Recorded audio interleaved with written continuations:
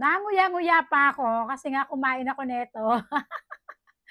Kakaibang pagkain na nakita ko dito sa online at grabe ang sarap niya. Buksan natin ulit yung isa ha.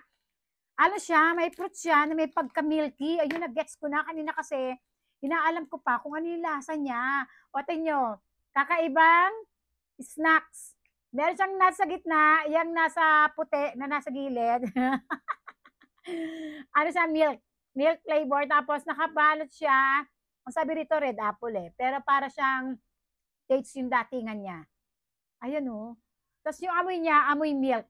Maaamoy mo lang yung milk kapag nanguya mo na kasi lumalabas sa mouth mo, mabango, masarap. Mm. Di ba parang dates, pero sabi nila red apple. Ang sarap niya to, yung mga ganitong snack, tikman nyo kasi sigurado, mas mag-enjoy kayo sa sarap. Pati yung itsura niya, mag-enjoy kayo. Ang stick din, no?